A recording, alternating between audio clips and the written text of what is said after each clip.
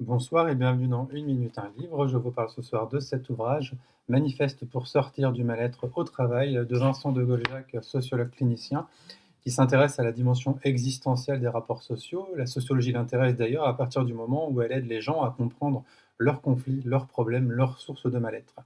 Antoine Mercier, quant à lui, est journaliste à France Culture, un ouvrage aux éditions des Clés de Brouwer, 2012.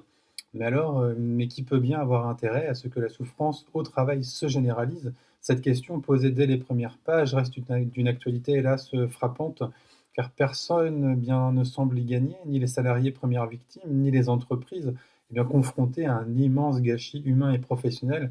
On connaît bien les conséquences plurielles finalement de tout ce système. Un système donc perdant-perdant, et pourtant ce système perdure. Alors ce manifeste part de ce paradoxe pour tenter de comprendre comment on en est arrivé là, et surtout comment en sortir. Alors l'un des apports majeurs de l'ouvrage tient notamment dans sa critique de certaines notions aujourd'hui largement utilisées. Encore une fois, je suis en 2012, mais vraiment, ce type de publication, je trouve, est toujours très actuel. Parler de risques psychosociaux, par exemple, n'est pas neutre. Les auteurs expliquent bien que ce terme de risque oriente vers la prévention, logique, mais ce faisant, il tend aussi à atténuer la violence de la souffrance, la techniciser quelque part et en déléguer la gestion à des spécialistes. Ça reste quelque chose un peu comme quand on parle de l'inclusion, on parle de paradigme de l'inclusion comme si c'était une chose à perdre. Là, c'est à peu près la même chose en fait. On perd ce côté très humain finalement de la question. Alors tout ça, on risque de dépolitiser profondément finalement la question.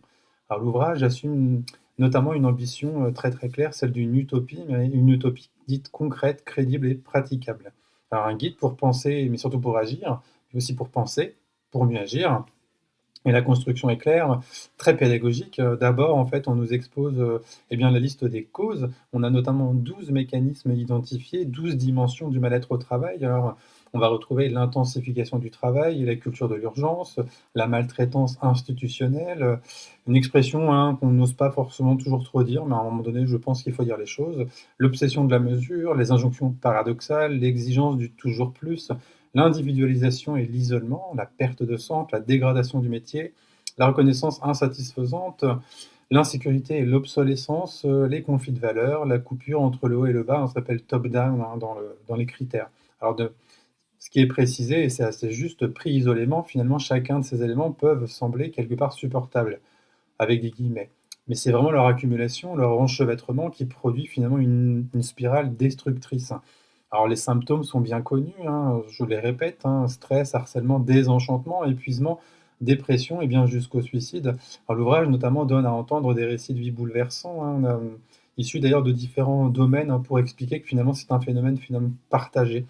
On a notamment cette phrase «Je suis de trop», voilà, qui reste moi en tout cas très impactante. Alors que faire? Le manifeste propose des pistes à 3 niveaux. Alors on a une piste notamment individuelle, se protéger sans se résigner. Alors rien d'injonctif là-dedans, Comprendre l'idéologie managériale. En effet, dès qu'on comprend un petit peu finalement les logiques derrière, en fait, on propose des angles différents qui permettent de comprendre finalement, la manière dont finalement ce management agit et la manière dont il est surtout structuré et organisé. En fait, rien n'est mis au hasard, n'est pris au hasard. On a également cette idée de refuser l'individualisation des problèmes et savoir aussi dire non, apprendre à dire non. Collectivement, ensuite, on va avoir des pistes comme redonner du sens à l'activité, faire confiance au collectif, souvent brisé, mais encore une fois, il a été brisé par ce management individualisant. Donc, l'idée, c'est vraiment d'expliquer comment en fait on peut réinverser finalement la situation, comment on peut repenser l'évaluation, qui a en tout cas un rôle souvent très, très violent aussi dans sa manière de faire, résister à la domination de l'expertise, remettre le management au service de la médiation. On a perdu finalement le sens du mot management, le mot médiation est vraiment important. Enfin, politiquement, on peut parler de rééquilibrer les pouvoirs dans l'organisation du travail, le fait de lutter contre les logiques destructrices, repenser les finalités économiques, ouvrir la voie à une autre organisation du travail au service d'un monde commun. Et j'ai envie de rajouter aussi avoir du courage, parce qu'on a quand même pas mal perdu de courage. Au fond, une question traverse tout l'ouvrage.